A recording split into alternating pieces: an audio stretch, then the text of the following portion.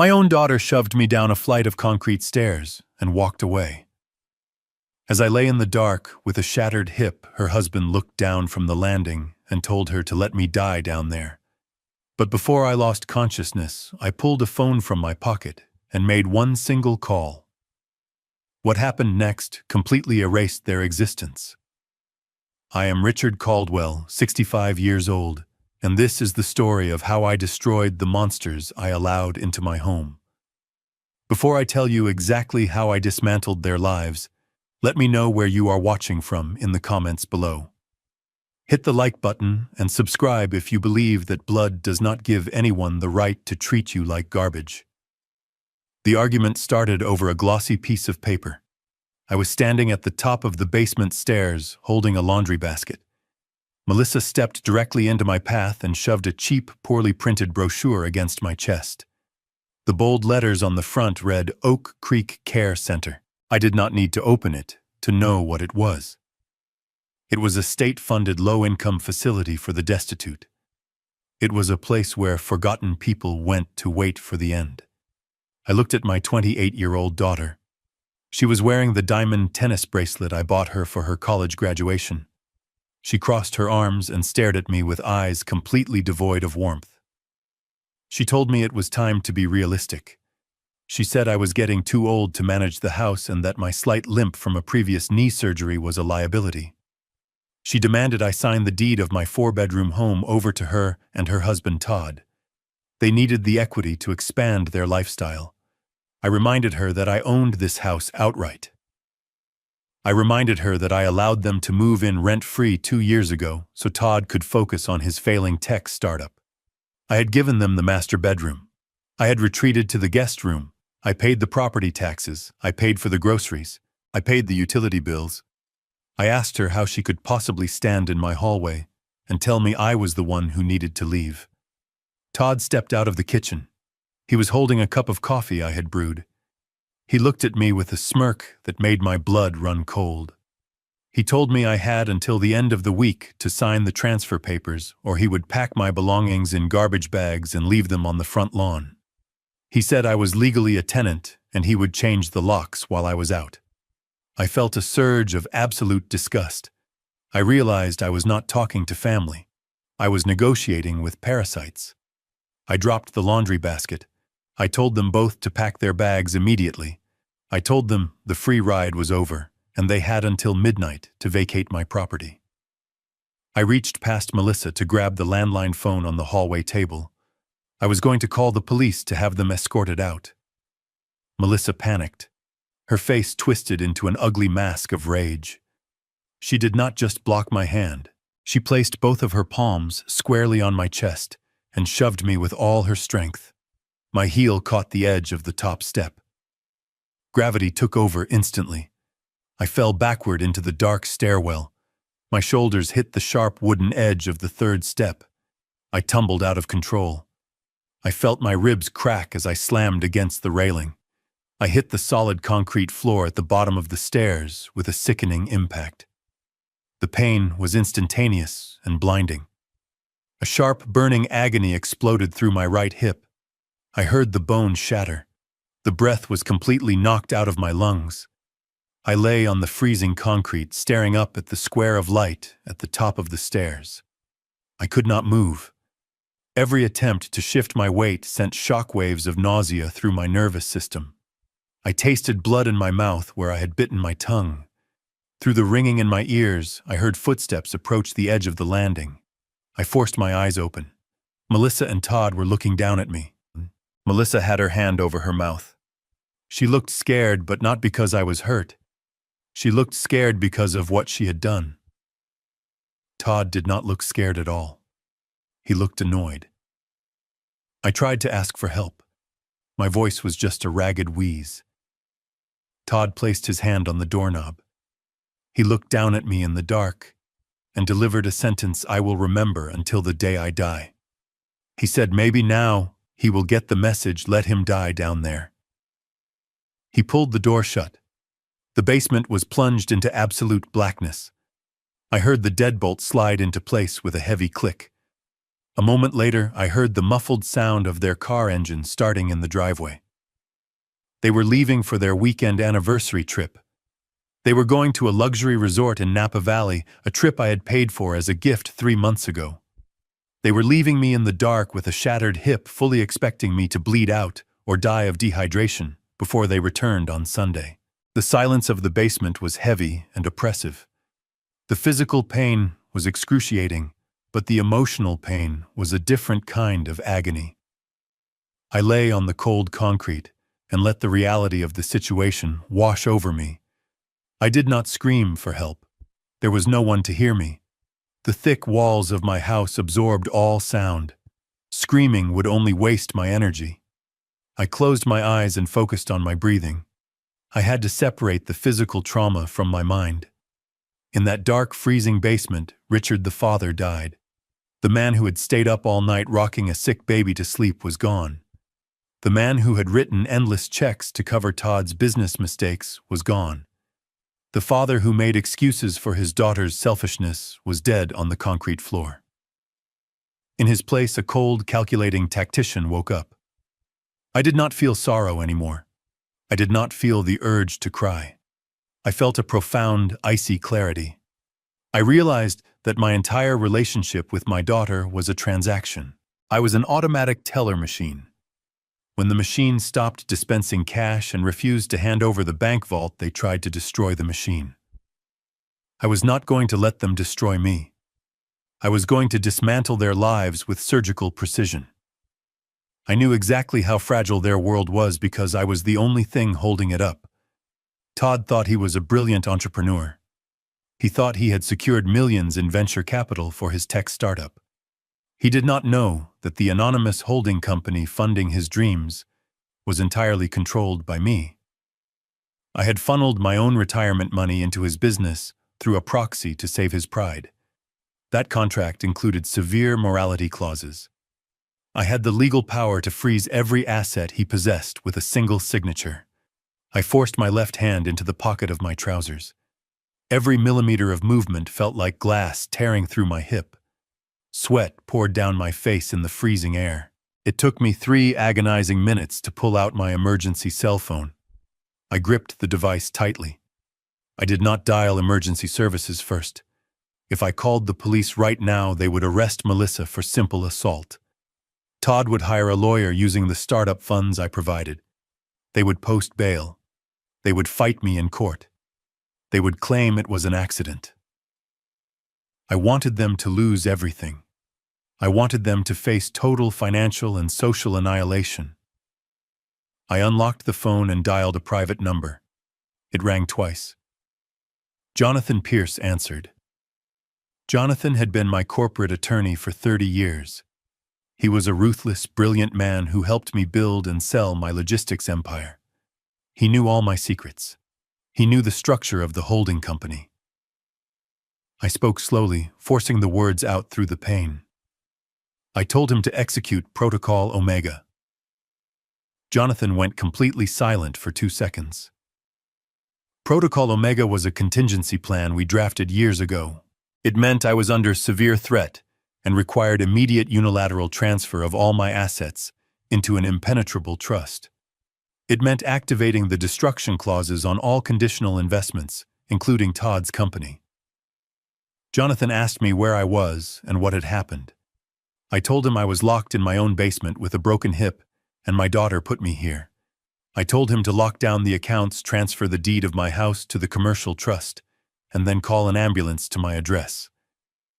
I ended the call and dropped the phone on the concrete. The trap was set. The gears of their destruction were already turning. Now I just had to survive the night. 30 minutes later, the silence was shattered by the sound of heavy boots on my front porch. I heard the loud, authoritative voices of paramedics. I heard the splintering crack of wood as they broke down the front door. Heavy footsteps rushed down the hallway. The deadbolt on the basement door was smashed open. Flashlights cut through the darkness, blinding me. 2 paramedics rushed down the stairs, their radios crackling. They knelt beside me, assessing my injuries, shouting medical jargon to each other. They carefully stabilized my neck and began preparing a backboard. A police officer walked down the stairs, shining his flashlight around the room. He looked at the locked door, then looked down at me. He asked me directly what happened and who locked the door. I looked at the officer. My hip was screaming in agony. My vision was blurring at the edges. I knew that one word from me would send squad cars to intercept Melissa and Todd on the highway. But that was not the plan. The plan required them to believe they had won. The plan required them to walk back into this house thinking they were the masters of the universe. I took a shallow breath and lied. I told the officer I tripped in the dark while carrying laundry. I told him the door must have blown shut, and the old lock jammed. The officer looked skeptical, but he wrote it down in his notebook. The paramedics lifted me onto the stretcher. The pain caused me to black out for a few seconds. When I opened my eyes again, they were loading me into the back of the ambulance. The cold night air hit my face. I looked back at my house. The front door was splintered and broken. The house was empty. Melissa and Todd were drinking champagne in Napa Valley, toasting to my demise. They had no idea that while they were celebrating, I had just erased their entire future. I closed my eyes as the ambulance sirens began to wail, ready to begin the next phase of the war from my hospital bed. I floated up from the deep chemical sleep of anesthesia. The transition felt like breaking through thick ice into a freezing reality. The harsh fluorescent lights of the recovery room burned through my eyelids. A rhythmic beeping tracked my heartbeat. I tried to shift my weight, and a sharp jolt of absolute agony shot through my right side. My hip was heavily bandaged and throbbing with a dull heat. The surgeon had spent 4 grueling hours reconstructing my shattered bone with titanium plates and heavy medical screws. I was trapped in this hospital bed, temporarily crippled, but my mind was sharper than it had been in decades. I looked at the digital clock mounted on the pale green wall. It was Tuesday morning. 2 days had passed since my daughter shoved me down the stairs. 2 days since Melissa and Todd locked the door and left me. They were still in Napa Valley sipping expensive wine on my dime, completely unaware that the ground beneath their feet was about to open up and swallow them whole. A heavy knock broke my concentration. The door swung open, and a man in a wrinkled gray suit walked into the room. He held a thick manila folder in his left hand and a steaming paper cup of coffee in his right. He flashed a silver badge clipped to his leather belt. He introduced himself as Detective Lawson from the local precinct. He had a weathered face and intensely observant eyes. He pulled a plastic chair to the side of my bed and sat down without offering any empty sympathies. He opened the folder and took out the incident report filed by the responding officers. He looked at me with a cold, calculating gaze. He told me the paramedics had to use a heavy steel battering ram to destroy my front door. He said they found me unconscious at the bottom of the basement stairs with a severe compound fracture. Then he leaned forward, rested his elbows on his knees, and stated the most glaring inconsistency in the entire police report. He said the basement door was deadbolted from the hallway side. Detective Lawson asked me how a grown man goes down to the basement to do laundry and somehow locks a heavy deadbolt behind himself from the outside. He watched my face closely for any sign of panic or deception. He told me the responding officer noted that my large house was completely empty. He asked exactly where my daughter and son-in-law were during the incident. He was fishing for the truth. He suspected elder abuse. His professional instincts were perfectly accurate. If I told him what really happened on that landing, he would issue a felony arrest warrant before lunch. Melissa would be dragged out of her luxury resort in handcuffs. But a simple assault charge was not enough for me. The broken justice system would offer her a favorable plea deal. Todd would use the tech startup money I secretly provided to hire a brilliant defense attorney. They would paint me as a confused old man and walk away with a slap on the wrist. I needed them to feel completely invincible so they would walk straight into the financial guillotine I had meticulously prepared. I forced a look of deep embarrassment onto my face. I let my voice tremble slightly, adopting the pathetic persona of a frail senior citizen whose mind was slipping. I looked down at my pale hands resting on the blanket and let out a long, shaky sigh. I told Detective Lawson that I was simply becoming clumsy in my old age. I explained that the house was built decades ago and the basement door had a faulty, unpredictable latch. I said I had left the door propped open to carry my laundry basket, but a strong draft from an open window must have slammed it shut. I claimed the violent impact caused the heavy deadbolt to slide into place, effectively locking me inside the stairwell. I told him I panicked in the dark, tripped over my own feet, and tumbled down the steep wooden steps. It was a humiliating story. It painted me as incompetent and dangerously helpless. It tasted like bitter ash in my mouth to say the words out loud, but I delivered the performance flawlessly. Detective Lawson did not look convinced at all.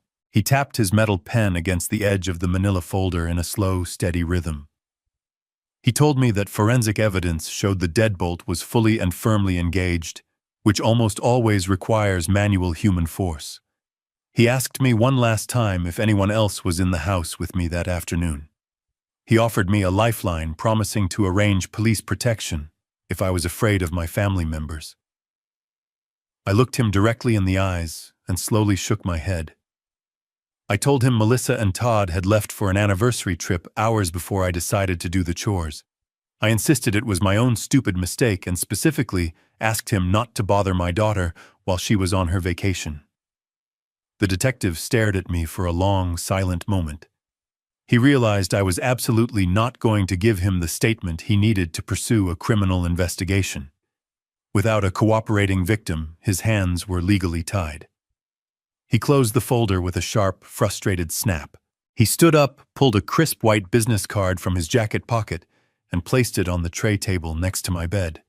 He told me to call his direct line the moment my memory of the event suddenly improved. He turned and walked out of the room, leaving me alone with the rhythmic beeping of the heart monitor. I picked up his card and tucked it safely under my pillow. The false baseline was officially set. The police investigation was successfully neutralized for now. Melissa and Todd would return home on Sunday, believing they had gotten away with attempted murder. They would think I was too weak and too terrified to speak the truth. Their monumental arrogance would be their absolute undoing. My attorney was already executing the massive asset transfers and locking down the trusts. The trap was fully armed and hidden in the shadows. Now I just had to wait patiently for the rats to come back to the house. The door clicked shut, leaving me completely alone in the sterile silence of the hospital room.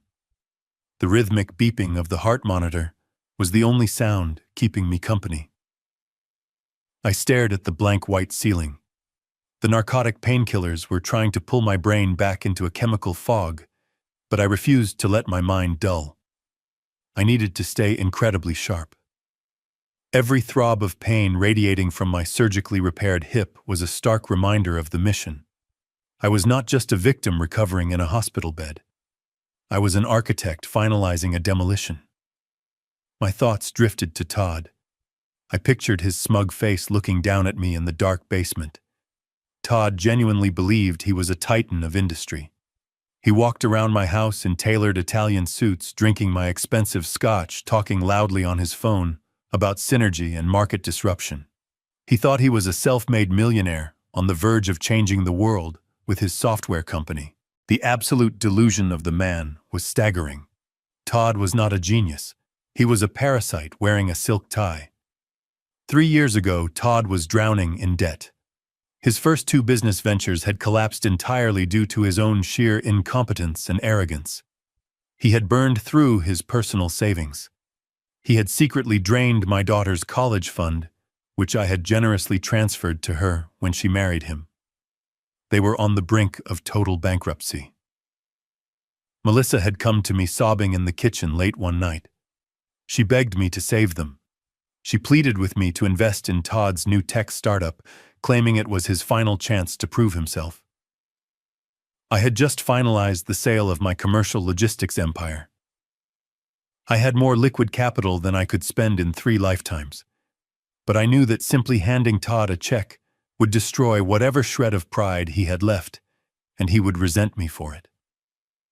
I wanted to protect my daughter's marriage. I wanted to give them a solid foundation. So I made the biggest mistake of my life. I decided to help them in absolute secret. I called Jonathan Pierce into my private study. We spent 3 days constructing a completely untraceable financial apparatus. We created a shadow entity named Vanguard Horizon Ventures. It was an anonymous holding company registered offshore, buried under layers of impenetrable corporate privacy laws. On paper, it was a ruthless elite venture capital firm. In reality, it was just me sitting at my mahogany desk, funding my arrogant son-in-law with my own retirement money. Vanguard Horizon Ventures officially approached Todd with an investment offer. We injected $3 million in seed capital into his failing software company. I will never forget the day Todd rushed into my living room waving the term sheet in my face. He was practically vibrating with arrogance. He bragged that a major institutional investor had recognized his unparalleled brilliance. He told me that traditional businessmen like me simply did not understand the modern digital economy. I smiled, congratulated him, and poured him a glass of my best whiskey. I let him believe he was a king. With that $3 million, Todd and Melissa transformed into monsters. They leased luxury vehicles and parked them in my driveway. They bought designer clothes and filled my closets. They started taking lavish vacations to Europe and the Caribbean. And while they spent my hidden money like water, their contempt for me grew daily. They moved into my house to save on living expenses, claiming they needed to reinvest their personal income into the business. They took over the master suite. They banished me to the small guest room down the hall. They began treating me like a bothersome roommate, and eventually like a despised servant. They completely forgot that I was the one paying the property taxes and the grocery bills. They viewed my existence as a burden on their glamorous lifestyle. But I was not a foolish old man. I did not build a massive logistics empire by writing blank checks based on blind trust. I was a pragmatic businessman who understood the darkest corners of human nature. When Jonathan Pierce drafted the venture capital contract for Vanguard Horizon Ventures, I insisted on inserting a very specific legal mechanism. Buried deep within the 70 pages of dense corporate jargon was an ironclad morality and ethical conduct clause. This clause was an absolute financial guillotine. It stipulated that if the founder of the company engaged in any illegal activity, demonstrated severe moral turpitude, or was implicated in elder abuse, Vanguard Horizon Ventures had the unilateral right to freeze all operating accounts instantly. Furthermore, the clause granted the holding company the immediate authority to seize all company assets, intellectual property, and personal collateral tied to the business. Todd never read the contract thoroughly. He was too blinded by the $3 million figure printed at the top of the page. He eagerly signed his own death warrant 3 years ago, completely unaware that his father-in-law held the pen.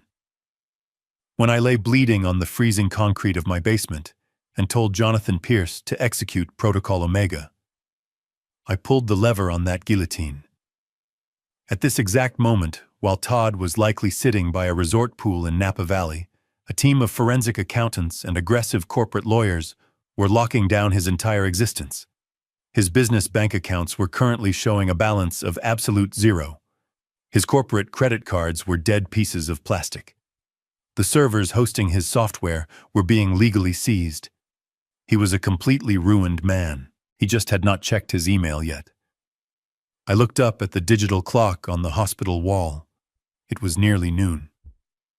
Their anniversary trip was scheduled to end today. The luxury resort would have tried to charge his corporate card for the final bill. The card would decline. He would try another. It would also decline. Panic would set in. They would rush back to the city, confused and terrified by the sudden collapse of their wealth. And then they would remember the old man they left locked in the basement. They would come rushing to the hospital. They needed me now more than ever. They needed my house. They needed me to sign the property deed over to them so they could quickly sell it to cover the sudden, inexplicable evaporation of their finances. They would walk through that hospital door, wearing perfect masks of deep concern. Melissa would hold my hand and pretend to cry. Todd would stand in the corner playing the supportive husband. They would bring the low-income nursing home transfer papers, ready to force my signature through intimidation. I adjusted my posture against the stiff hospital pillows. I took a deep breath, ignoring the sharp pain radiating from my ribs. I was completely ready for them. I had spent my entire life building businesses, but this was going to be my ultimate masterpiece. I was going to look my daughter directly in the eyes, smile gracefully, and give her exactly what she wanted, knowing it would drag her straight into a hell of her own making. The heavy wooden door to my hospital room swung open with a dramatic bang. Melissa rushed into the room, gasping for air as if she had just run a marathon. Todd followed closely behind her. They were both still wearing their expensive resort clothing from Napa Valley. Melissa had a designer silk scarf wrapped around her neck, and her face was flushed. She immediately threw herself across my bed, burying her face into my shoulder, and bursting into loud theatrical sobs. She cried out my name, wailing about how terrified she was when she received the phone call from the hospital. Todd stood at the foot of the bed, placing a comforting hand on her back and putting on a mask of deep, solemn concern. A young floor nurse had followed them into the room carrying a clipboard.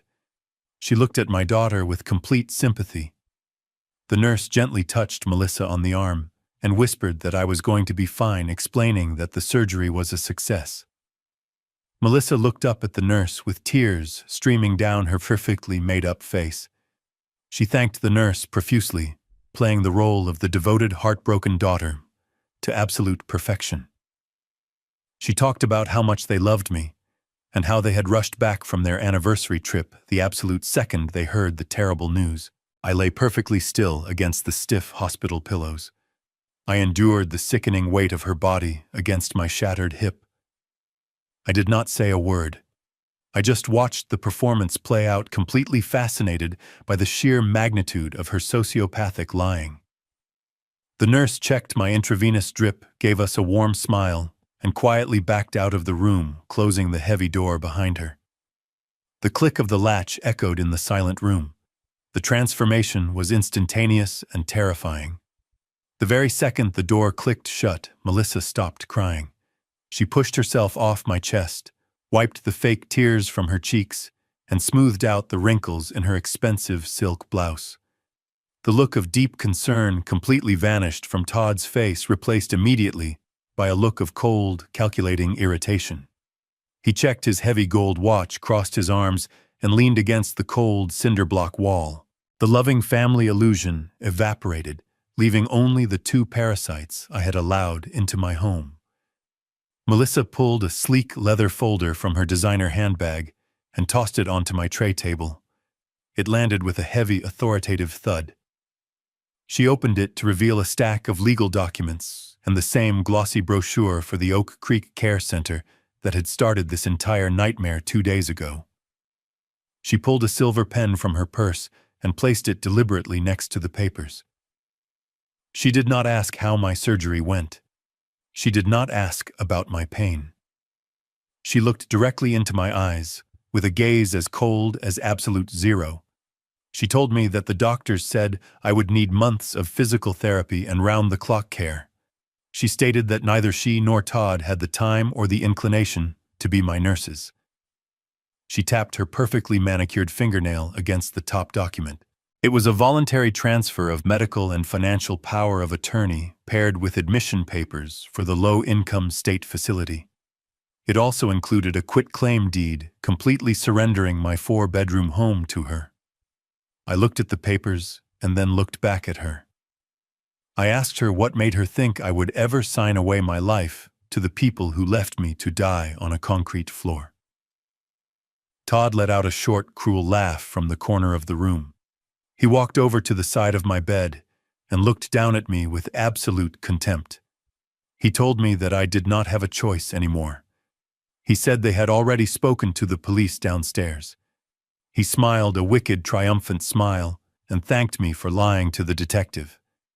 He told me that my story about tripping in the dark and locking myself in the basement was the greatest gift I could have ever given them. Melissa leaned in incredibly close to my face. I could smell the expensive wine on her breath. Her voice dropped to a vicious serpentine whisper. She told me that if I did not sign these papers voluntarily right now, she was going to go straight to a judge. She said she would use my own police statement against me to prove that I was suffering from severe dementia and cognitive decline. She threatened to declare me legally incompetent and a danger to myself. She promised that if she had to take emergency conservatorship through the courts, she would not put me in the Oak Creek Care Center. She promised she would find the absolute worst, most underfunded psychiatric ward in the entire state and lock me away in a room with padded walls where no one would ever hear from me again. She picked up the silver pen and pressed it into my right hand. She curled my fingers around the cold metal. She told me to stop being stubborn and accept my new reality. She said I had lived a good life, but my time was over, and it was their turn to enjoy my wealth. She commanded me to sign the documents and be grateful they were even bothering to handle my transition. This was the exact moment I had been waiting for. I needed them to believe they had completely broken my spirit. I needed them to feel a false sense of absolute victory. I let my hand begin to shake violently. I let my breathing become rapid and shallow, simulating a panic attack. I darted my eyes between the two of them, projecting pure, unadulterated terror. I squeezed my eyes shut and forced a single, pathetic tear down my cheek. I whispered that they could not do this to me. I begged them in a frail, broken voice to let me go home. Todd sneered in disgust. He grabbed the back of my hospital bed and shook it slightly, sending a flare of blinding pain through my hip. He told me to shut up and sign the damn papers before they left me to rot in this bed. I kept my hand shaking.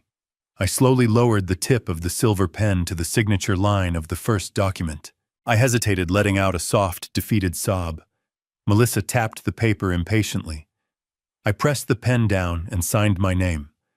I moved to the next page and signed again.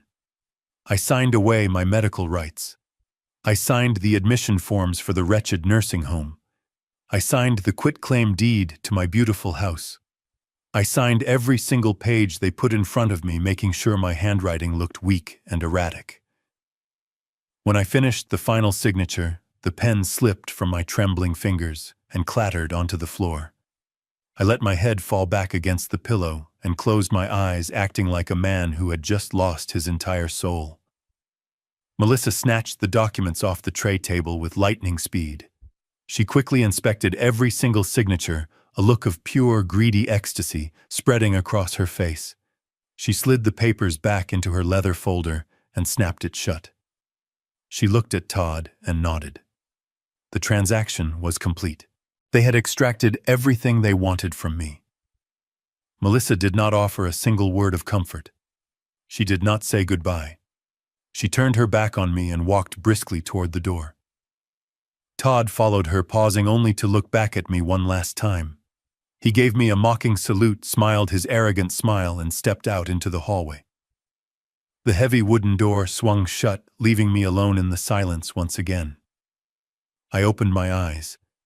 The shaking in my hands instantly stopped. The pathetic, terrified expression completely vanished from my face.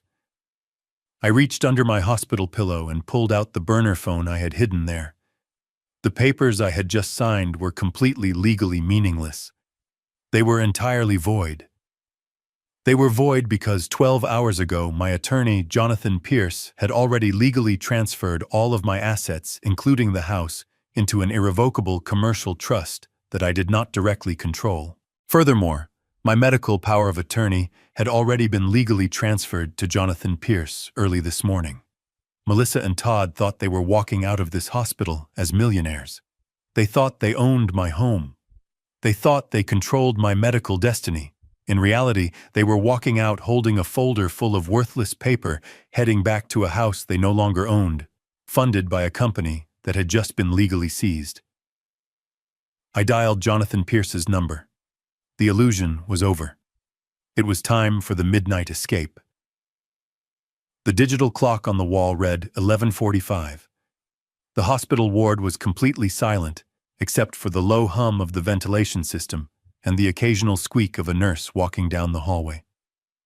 In exactly 8 hours, a transport van from the Oak Creek Care Center would arrive to take me away. Melissa had scheduled it for 8 in the morning, wanting to dispose of me before she and Todd even woke up to enjoy their stolen house. They believed I was trapped. They believed my spirit was broken, and my assets were theirs. I lay in the dim light, staring at the ceiling, waiting for the cavalry I had summoned. At exactly midnight, the heavy door to my room opened with a soft click. It was not a nurse checking my vitals. A tall man, in a flawlessly tailored charcoal suit, stepped into the room. It was Jonathan Pierce. My attorney did not look like a man visiting a sick friend.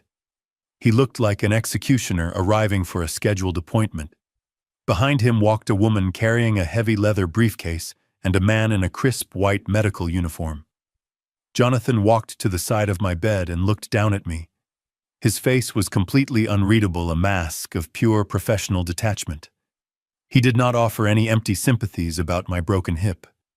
He simply nodded and said it was time to go to work. Jonathan introduced the woman as a private notary public. He introduced the man as the head of a private medical transport team waiting at the loading dock. Jonathan snapped his briefcase open and placed a thick stack of documents on my tray table. These were not the cheap downloaded forms Melissa had shoved in my face hours earlier. These were ironclad, heavily drafted legal instruments designed to completely dismantle my daughter's entire future. Jonathan handed me a heavy gold fountain pen. He explained the first document. It was a complete and immediate revocation of the medical and financial power of attorney I had just signed for Melissa. Because I was currently of sound mind and signing in the presence of an independent legal notary, the documents Melissa held were instantly rendered null and void. I gripped the pen firmly. My hand did not shake this time. I signed my name with heavy, deliberate strokes. The notary stamped the page, sealing my daughter's fate. Jonathan moved to the next document. It was the formal activation of the commercial trust. He explained that as of this exact moment, my 4-bedroom house was legally owned by a corporate entity that I did not directly manage. Melissa's quitclaim deed was completely worthless because I no longer owned the property to give it away. The new corporate owners had already issued a formal notice to vacate, which would be delivered to the house in exactly 48 hours. I signed the transfer papers. The notary stamped them. Then came the final and most devastating piece of paperwork. Jonathan pulled out the Vanguard Horizon Ventures executive ledger. He pointed to the clause governing Todd's tech startup. He confirmed that the morality clause had been triggered the moment I called him from the basement. However, this document authorized the immediate liquidation of all company assets to recover my initial $3 million investment. By signing this paper, I was giving Jonathan the legal authority to drain Todd's business accounts, seize his servers, and lock him out of his own office building before sunrise. I looked at the signature line. I thought about Todd telling my daughter to let me die on the concrete floor. I did not hesitate for a single second. I signed the paper. The notary stamped it. The financial guillotine was officially armed and ready to drop. Jonathan gathered the documents and placed them safely inside his leather briefcase. He looked at me and said the legal wall was built. Now we had to get me out of the hospital before the morning shift arrived. The medical transport specialist stepped forward. He calmly explained that he had already coordinated my discharge with the hospital administration. Because I was legally sound and under the care of a private physician hired by Jonathan, the hospital had no authority to hold me. I was leaving against medical advice which completely bypassed the transfer orders Melissa had arranged. The specialist signaled into the hallway. 2 more medical technicians entered the room pushing a high-end specialized transport stretcher. Moving me was an incredibly painful process. Despite their careful hands and synchronized movements, the shift from the hospital bed to the stretcher sent waves of hot agony shooting through my newly reconstructed hip. I clenched my jaw and stared at the ceiling, refusing to make a sound. I had survived 2 days on a freezing concrete floor. I could survive a 5-minute transfer. They secured me to the stretcher with heavy nylon straps and covered me with a thick, warm blanket. Jonathan walked out into the hallway first, clearing the path. The medical technicians rolled my stretcher out of the room. We did not go toward the main lobby. We moved silently down the dimly lit corridor toward the service elevators. We passed the nurses' station, where the night staff simply nodded at my attorney. Money and influence moved mountains, and Jonathan Pierce knew how to navigate both flawlessly. The elevator doors opened, and we descended into the basement of the hospital. It felt poetic. My nightmare had started in a dark basement, and my rebirth was beginning in another. We exited through the loading dock doors. The cold night air washed over my face, carrying the scent of rain and city asphalt. It was the most beautiful thing I had ever smelled. A sleek, unmarked medical transport van was waiting with its rear doors open. They carefully loaded me into the back of the van. The interior was like a mobile intensive care unit, brightly lit and packed with advanced medical equipment. Jonathan stepped up to the open doors and looked at me one last time before we departed. He told me that my new accommodations at the private rehabilitation estate were fully prepared and highly secure. He promised me that by the time I woke up tomorrow, Melissa and Todd would be living in a completely different reality. He stepped back, and the heavy doors slammed shut, plunging me into a quiet, secure environment. The van engine started with a low rumble.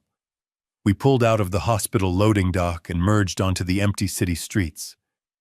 I looked out the small tinted window as we drove away from the building. In just a few hours, the sun would rise. Melissa would wake up in my house completely oblivious to the fact that she was a trespasser. She would wait for the nursing home transport to call her, eager to hear that I had been locked away. Instead, she was going to face a completely empty hospital bed and a voided legal contract.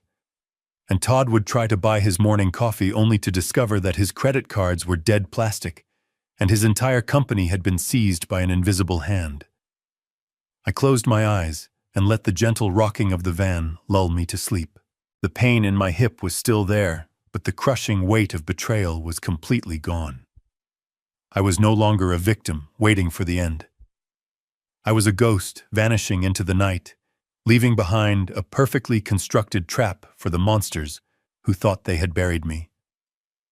I woke up to the sound of birds singing outside a massive bay window.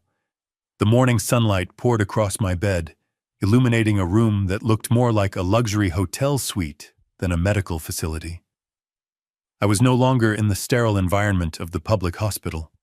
I was at the crest of a private, highly secure rehabilitation estate nestled deep in the wooded hills. The grounds were patrolled by private security. The gates required a biometric scan to open. No one could find me here. I was completely unreachable to the people who wanted me dead. My physical therapist was a former military medic named David. He arrived at 8 in the morning sharp, carrying a custom walker and a look of absolute determination. The next 2 hours were an exercise in pure agony. David forced me out of the comfortable bed. He made me put weight on my reconstructed hip. Every single step sent shockwaves of fire up my spine. Sweat poured down my face. My muscles screamed in protest, but I did not complain. I embraced the pain. The physical torment was a necessary fire burning away the weak father I used to be. Every grueling step across that hardwood floor was a step toward my complete restoration. I focused my mind entirely on the image of Todd, standing at the top of my basement stairs. By the time David allowed me to sit in the heavy leather recliner by the window, I was physically exhausted, but mentally sharper than a razor. At exactly noon, the heavy mahogany door to my suite opened. Jonathan Pierce walked in carrying his signature leather briefcase and a secure tablet. He transformed my recovery room into a corporate command center. He pulled a chair up to my recliner and opened his briefcase. The peaceful view of the manicured gardens outside was a stark contrast to the absolute financial slaughter we were orchestrating inside. Jonathan handed me a cup of black coffee and placed a thick stack of finalized legal documents on the small table beside me. Jonathan briefed me on the morning activities. He told me the commercial trust had officially absorbed the deed to my house. The state registry was fully updated. Melissa and Todd were now legally occupying a property owned by a faceless corporate entity. Jonathan smiled a cold, professional smile. He informed me that he had just dispatched the official 72-hour eviction notice via a private process server. The clock was officially ticking on their fraudulent domestic bliss. I set my coffee cup down and picked up the heavy gold pen. Jonathan placed the first document in front of me. It was the formal asset seizure authorization for Vanguard Horizon Ventures. Jonathan explained that the forensic accounting team had spent the entire night mapping Todd's corporate infrastructure. They had identified his primary operating accounts, his payroll reserves, and his offshore tax shelters. I stared at the signature line. This single stroke of ink would instantly freeze $3 million. It would trigger automatic clawback protocols legally draining every single cent Todd possessed to repay the breached investment contract. I pressed the pen to the paper and signed my name with absolute precision. Jonathan slid the next document over. It was a formal directive to the bank holding Todd's business credit cards. Because the holding company legally guaranteed those lines of credit, activating the morality clause allowed me to instantly sever that guarantee. I signed the directive. In that exact moment, the plastic cards resting in Todd's expensive leather wallet turned into completely worthless garbage. The third document was a legal injunction against the servers hosting Todd's tech startup. Jonathan explained that because my holding company owned the intellectual property as collateral, we had the legal right to lock the entire system down pending a full audit. I signed the injunction. Thousands of lines of code and years of Todd's supposed brilliant work were instantly locked behind an impenetrable digital firewall. He was entirely locked out of his own creation. I handed the pen back to Jonathan. The physical pain in my hip was a dull throb completely overshadowed by the immense satisfaction of total control. I asked Jonathan what the timeline looked like. He checked his tablet and told me the bank freezes were already propagating through the financial network. The credit card cancellations would take effect in less than an hour. The server lockouts were happening as we spoke. I leaned back in the leather recliner and looked out the window. Melissa and Todd had returned from their luxurious anniversary trip, expecting to find me terrified and compliant. They had spent the last 3 days living in my house, sleeping in my bed, and drinking my wine, completely oblivious to the invisible net closing around them. They thought they had won the war by shoving an old man down the stairs. They did not realize the old man owned the stairs, the house, and the very ground they walked on. Jonathan packed his briefcase and stood up to leave. He told me the process server would deliver the eviction notice to the house tomorrow morning. He advised me to rest and focus on my physical therapy, promising to monitor the financial collapse from his office. I thanked him and watched him walk out the door. I was alone again, but I did not feel lonely. I felt a profound sense of purpose. I picked up my tablet and opened the live feed from the hidden security cameras I had installed around my property years ago. I settled in to watch my daughter and her husband face the absolute destruction of their entire reality. Melissa poured herself a double shot of espresso using the imported Italian machine sitting on my kitchen counter. She took a slow, deeply satisfying sip and looked out through the massive bay windows at the manicured backyard. It was Wednesday morning, just hours after they had forced me to sign my life away in that dim hospital room. She was wearing a pristine white silk robe, acting exactly like the lady of the manor.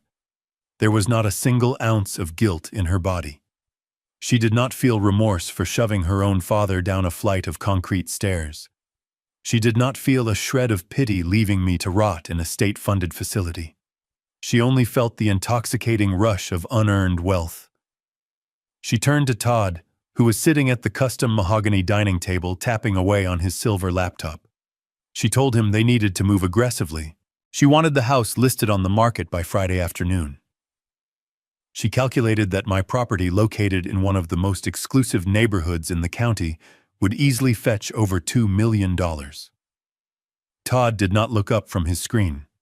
He simply nodded and agreed, stating that the sudden injection of cash would allow them to upgrade to a massive penthouse downtown, while simultaneously expanding his software company. They were dividing my corpse before it was even cold. They had invited Evelyn Cross to the house for a 9 o'clock appointment.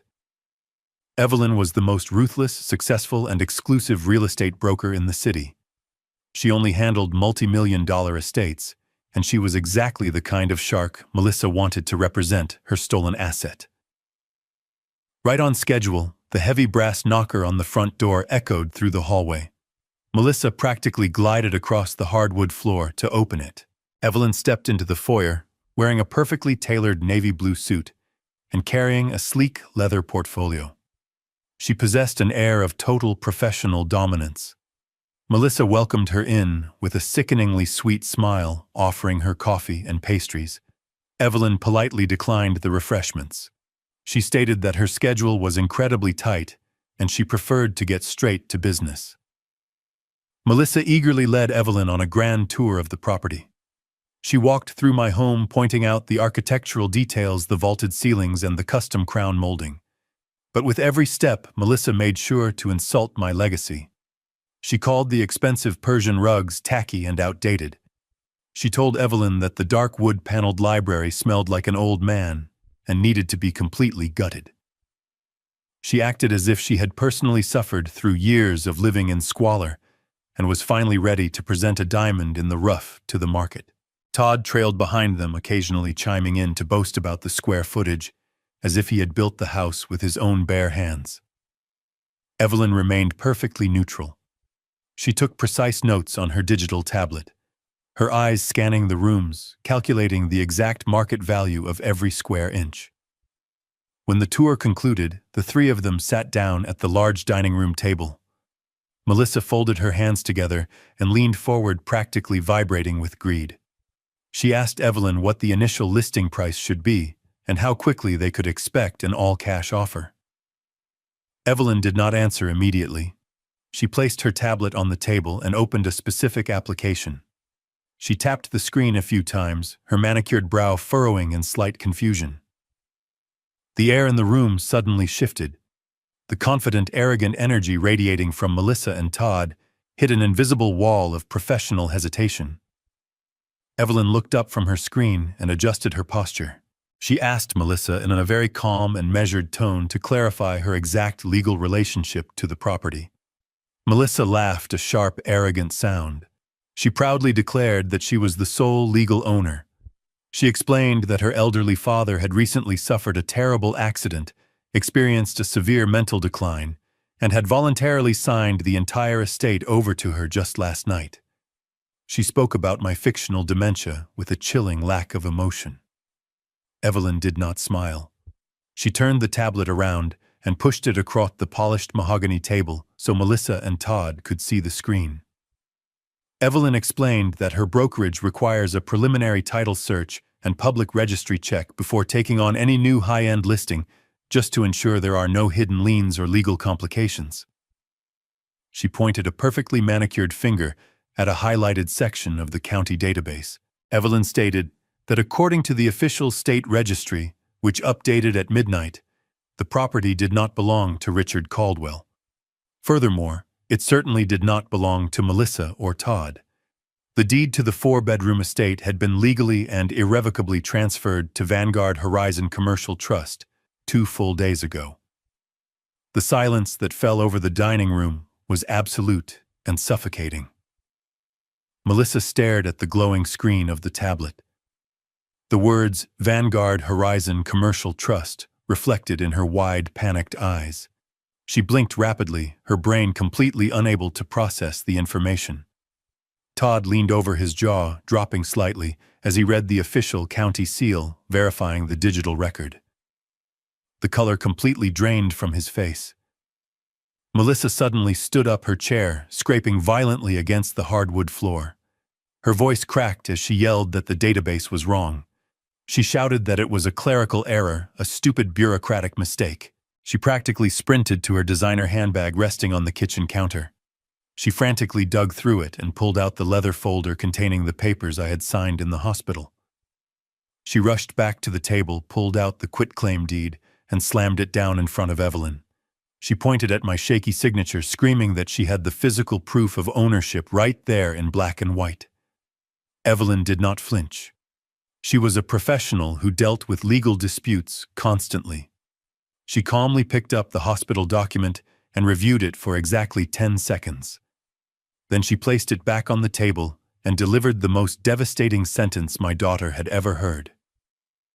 Evelyn explained that a quitclaim deed only transfers the interest a person holds in a property at the exact moment of signing. She looked Melissa directly in the eyes and stated that when Richard Caldwell signed that paper at the hospital last night, he did not own the house. He had already transferred the property to the commercial trust a day prior. Therefore, the hospital document was completely worthless. It was a legally void piece of paper transferring absolutely nothing. Todd grabbed the edge of the table. He started to hyperventilate. The realization hit him like a freight train.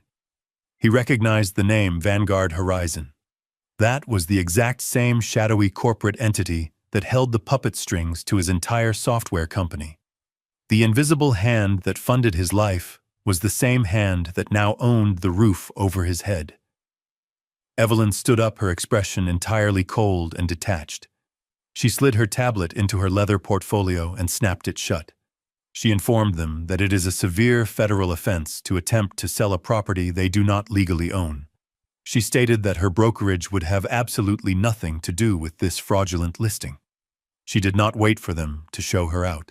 She turned on her heel and walked swiftly out the front door, the heavy latch clicking shut behind her with an awful finality. Melissa collapsed back into her chair. Her hands were shaking uncontrollably. The illusion of her grand, wealthy future shattered into a million irreparable pieces. She looked across the table at Todd.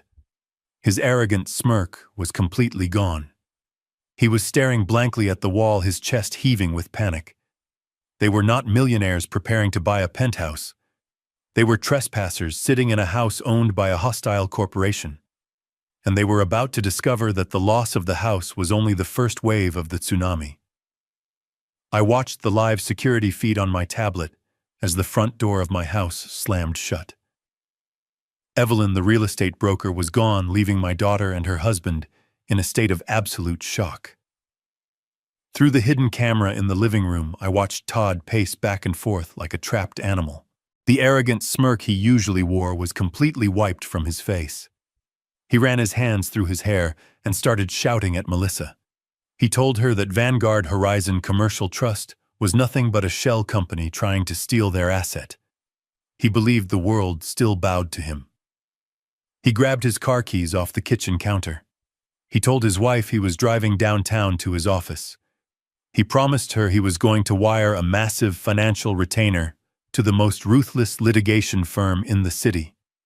He thought he was going to hire an army of corporate lawyers to crush the trust and take my house back by force. He marched out the door fully believing that his tech startup money made him invincible. Todd drove his expensive leased sports car to the downtown business district. I knew exactly what his office looked like because my hidden money had paid for every single square inch of it. He leased the top floor of a premium high-rise. He had decorated it with imported Italian marble floors, floor-to-ceiling glass walls, and ridiculously expensive ergonomic furniture. He wanted to project the image of a visionary tech billionaire. He stormed out of the private elevator and walked past his receptionist without even acknowledging her existence. He was a tyrant who treated his employees with the same condescending contempt he had shown me in the basement. He locked the heavy glass door to his corner office, threw his jacket onto the leather sofa, and opened his sleek silver laptop. He immediately picked up his desk phone and called a high-powered defense attorney he had met at a country club. He promised the lawyer a $100,000 wire transfer by the end of the hour to initiate an aggressive lawsuit against the trust. He put the lawyer on speakerphone and confidently typed the web address for his executive corporate banking portal. He navigated to the primary operating account of his software company. This was the massive vault that held the remaining balance of the $3 million I had secretly invested to save his pathetic life 3 years ago. Todd rapidly typed in his complex authorization credentials and hit enter, fully expecting to see a screen filled with commas and zeros. The web page loaded for 3 agonizing seconds. Then the screen did not display his balance. A bright, glaring red banner flashed completely across the top of his expensive monitor. The text read, "Error code 704. Account frozen.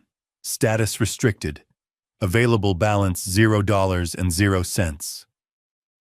Todd stopped breathing. He stared at the screen, his brain entirely unable to process the visual information. He quickly refreshed the web page. He typed his secure password a second time, hitting the keys so hard they clattered loudly in the quiet office. The exact same red banner appeared. A cold sweat broke out across his forehead. He navigated to the secondary payroll account used to pay his engineers. It was completely locked. The balance was 0. He checked his offshore tax shelter. Access denied. Every single digital vault associated with his name had been instantly and violently emptied. He hung up the phone on the high-powered lawyer without saying a single word.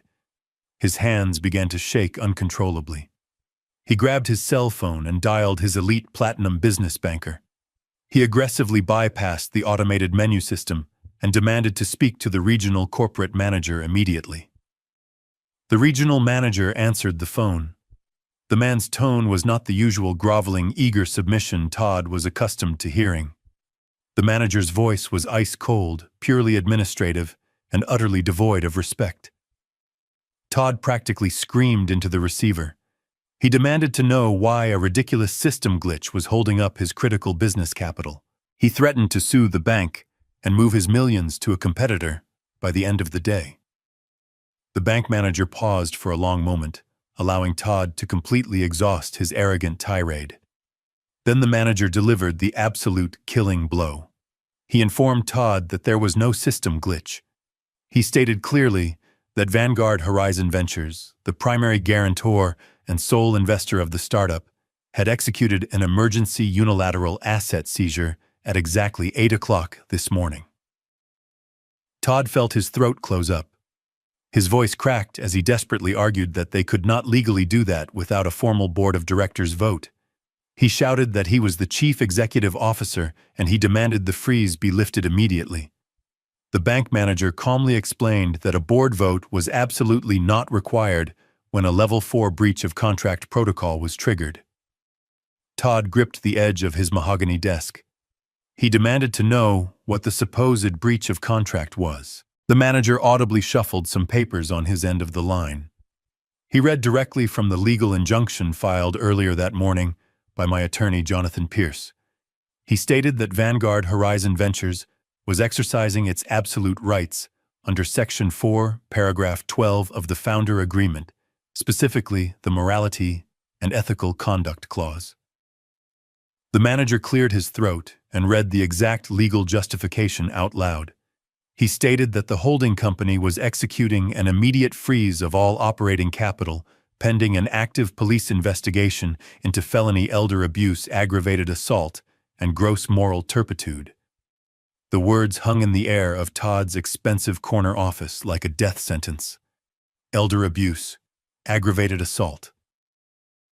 The bank manager asked Todd if he needed the police incident report number associated with the financial freeze. Todd dropped the cell phone onto his desk. The connection was still open. The manager's voice buzzing faintly from the speaker, but Todd could not form a single word. The invisible corporate holding company knew exactly what he had done in my basement. The horrific realization crashed down on him with the weight of a collapsing skyscraper. The holding company that owned his entire business was called Vanguard Horizon Ventures. The trust that had just legally evicted him from his home was called Vanguard Horizon Commercial Trust. The invisible billionaire investor he had been bragging about to his friends for 3 entire years was the exact same old man he had left to die on the freezing concrete floor. I was Vanguard Horizon. While Todd stood completely paralyzed behind his desk, the second phase of the destruction protocol automatically initiated. The lights on his high-speed internet router flashed violently and then turned solid red. His computer screen suddenly went completely black. A wall of scrolling white text appeared as the servers hosting his precious software were physically and digitally locked down by my cybersecurity team. The proprietary code he thought would make him famous was instantly encrypted and locked behind an impenetrable digital firewall. He was entirely locked out of his own creation.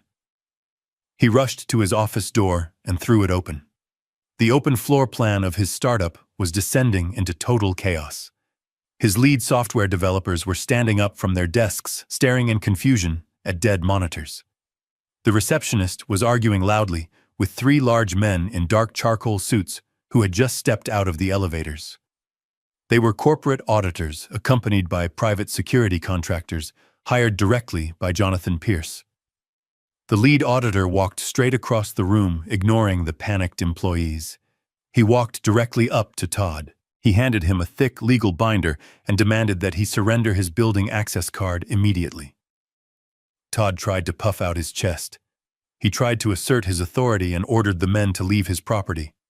The largest security contractor simply stepped forward, placed a heavy hand on Todd's shoulder, and informed him that he was currently trespassing on Vanguard Horizon property.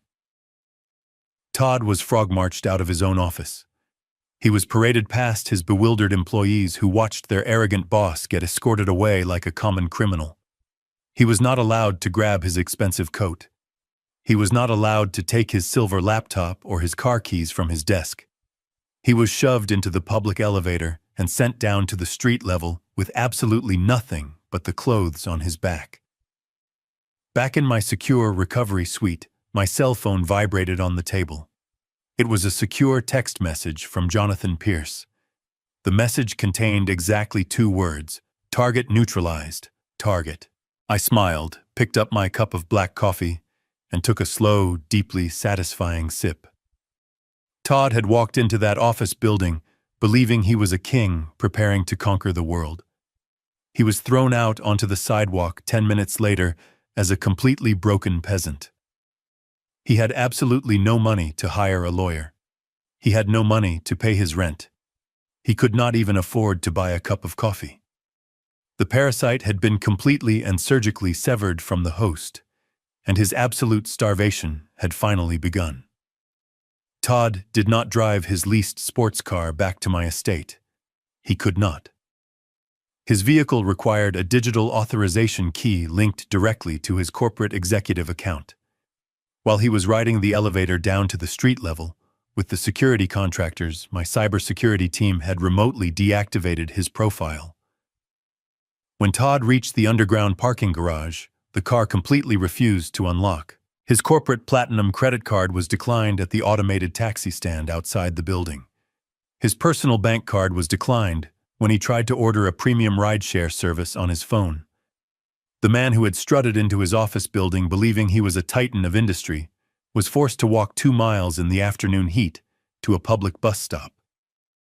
He had to beg a city transit driver to let him ride for free because his expensive leather wallet contained absolutely nothing but dead plastic. When Todd finally pushed open the heavy mahogany front door of my home, he looked like a man who had aged 10 years in a single afternoon. He stumbled into the grand foyer, his tailored Italian suit soaked in sweat and covered in city dust. Melissa was sitting on the custom velvet sofa in the living room, nervously tapping her designer fingernails against her phone screen. She took one look at her husband's pale, defeated face and immediately demanded to know what the lawyers had said. She asked him how quickly they could file an injunction against the commercial trust and get the house back on the market. Todd collapsed into an armchair across from her. He could not even look her in the eye. He stared at his expensive shoes and delivered the news in a hollow, trembling voice. He told her there were no high-powered lawyers. He told her the business operating accounts were completely frozen. The executive credit lines were canceled, and the software servers were physically locked. He finally looked up at his wife, his eyes wide with absolute terror, and explained the most devastating truth of all. He told her that the anonymous billionaire investor they had worshipped for the past 3 years was not a stranger. It was her father. It was me. Melissa froze. The color completely drained from her face. She tried to speak, but only a dry gasp escaped her lips. Todd continued, his voice cracking with pure panic. He explained that my holding company had triggered a severe morality clause. He told her that I knew exactly what they had done in the basement. I had somehow orchestrated this entire financial slaughter from my hospital bed. They were completely and entirely broke. They did not have enough money to buy a single loaf of bread, let alone hire a corporate defense attorney to fight a billionaire trust. Melissa's initial shock rapidly morphed into a blinding, venomous rage. She absolutely refused to accept defeat. Her sheer arrogance simply would not allow her to believe that the old man she had shoved down the stairs had outsmarted her so thoroughly. She jumped up from the velvet sofa and began pacing the living room like a trapped animal. She shouted that I was bluffing. She screamed that I was just a weak, senile old man who was throwing a pathetic temper tantrum. She desperately convinced herself that I was still physically trapped in that hospital bed, heavily medicated and completely under her legal control. She snatched her cell phone from the coffee table. She told Todd to stop crying like a pathetic child. She declared that she still held the absolute medical and financial power of attorney. She said she was going to call the hospital administration right now, order the doctors to declare me legally incompetent, and force the bank to unfreeze the accounts under her authority. She dialed the main number for the hospital, her hands shaking violently with adrenaline and fury. The phone rang 3 times before a senior administrative nurse answered the call. Melissa did not offer a polite greeting. She launched directly into a vicious, demanding tirade. She aggressively identified herself as the legal guardian and sole power of attorney for Richard Caldwell. She demanded to be transferred to my recovery room immediately. She shouted that she needed to speak to the attending physician right this second to authorize a forced psychiatric evaluation. The nurse on the other end of the line remained perfectly calm, completely immune to Melissa's hysterical demands. The nurse asked Melissa to hold for a moment while she accessed the digital patient records. The silence on the line stretched for 30 agonizing seconds. Melissa tapped her foot impatiently, glaring at Todd, silently promising him that her aggressive tactics were about to fix his massive failure. The nurse returned to the line. Her voice was ice-cold and entirely professional. She informed Melissa that Richard Caldwell was no longer a registered patient at their medical facility. Melissa stopped tapping her foot. She gripped the phone tighter, her knuckles turning white. She demanded to know what the nurse meant by that statement. She asked if I had been transferred to the low-income state nursing home ahead of schedule. She aggressively demanded the address of the new facility immediately. The nurse corrected her with absolute bureaucratic precision. She stated that Richard Caldwell was not transferred to any state facility. She explained that at exactly midnight, I had been formally discharged against medical advice. I had walked out of the hospital, or rather rolled out in a private medical transport, accompanied by my own personal legal counsel. Melissa completely lost her temper. She screamed into the phone that the hospital had committed a massive illegal act. She shouted that she held the medical power of attorney and the staff had absolutely no right to release a severely injured, mentally incompetent patient without her direct written consent. She threatened to sue the hospital, the nurses, and the entire medical board for criminal negligence and malpractice. The nurse did not flinch at the threats. She simply read directly from the legal notes attached to my newly updated file. She informed Melissa that a private notary and a senior corporate attorney had visited my room at midnight.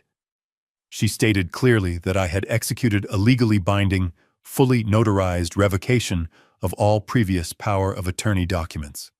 She told Melissa that the papers she currently held were completely void and legally worthless.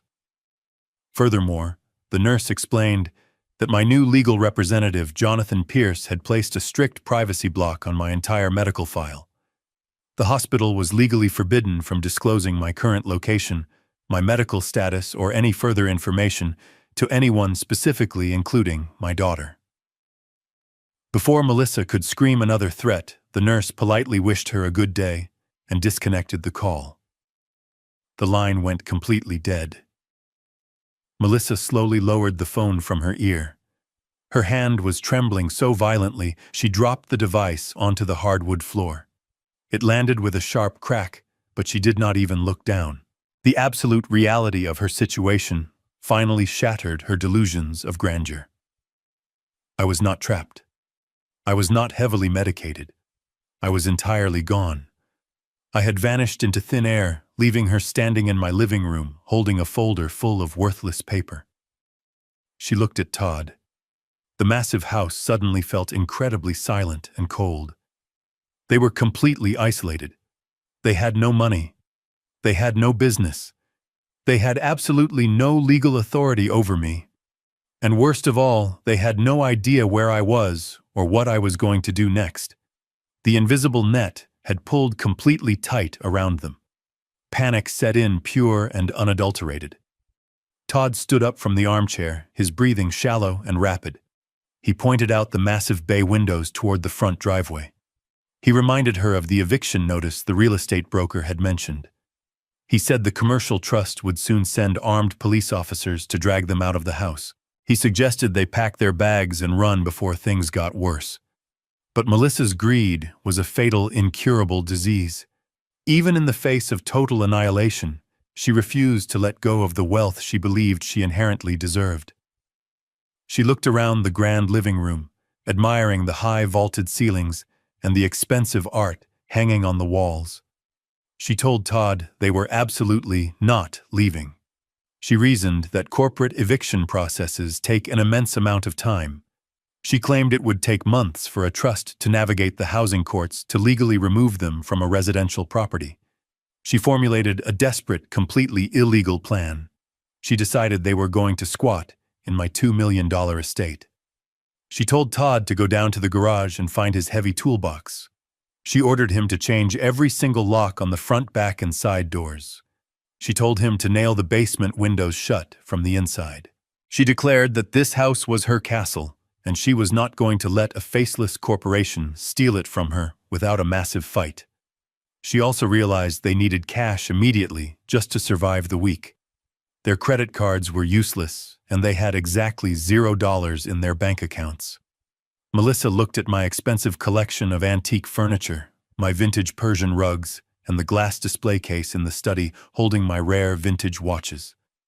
She smiled a desperate, predatory smile. She told Todd they were going to throw a massive cash-only estate sale this coming weekend. They were going to illegally sell off every single valuable item in my home to wealthy buyers before the authorities could force them out. It was a completely reckless, deeply illegal move born of pure desperation and overwhelming greed. It was exactly the move I knew they would make. It was the absolute perfect setup for the final trap I had already prepared for them. Saturday morning arrived with bright sunshine. My house, the property currently owned by a commercial trust, was completely transformed. Melissa and Todd had spent the last 48 hours tearing through my personal belongings like ravenous scavengers. They were entirely cut off from the banking system. They had absolutely no access to their credit cards. They were starving for liquid cash to survive the weekend and to hire lawyers to fight the trust. Their brilliant, desperate solution was to host a massive cash-only estate sale disguised as an exclusive weekend cocktail party. Through the high-definition security cameras hidden in the ceilings, I watched the absolute desecration of my legacy. Melissa had hired a cheap catering company using the very last few dollars hidden in my emergency kitchen drawer. Waiters walked around my living room carrying trays of cheap champagne. The house was packed with dozens of wealthy, completely oblivious buyers from the surrounding neighborhood. These people thought they were attending a chic liquidation event. They had absolutely no idea they were actively participating in the mass fencing of stolen property. Melissa was standing near the grand fireplace wearing one of her most expensive designer dresses. She was holding a crystal glass and playing the role of the tragic, devoted daughter to absolute perfection. I listened through the hidden microphones as she lied directly to a group of potential buyers. She told them that her poor father had suffered a catastrophic mental breakdown. She claimed I was permanently relocated to a specialized memory care facility, and she was simply liquidating the estate to pay for my astronomical medical bills.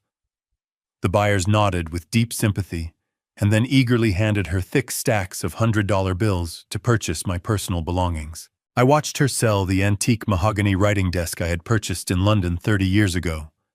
She sold it to a local doctor for $4,000 in cash.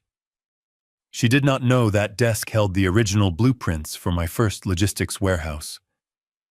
To her, it was just a piece of old wood blocking her path to a new penthouse. She stuffed the cash directly into a designer handbag resting on the mantel. Her eyes were completely glazed over with absolute greed. She actually believed she was outsmarting me.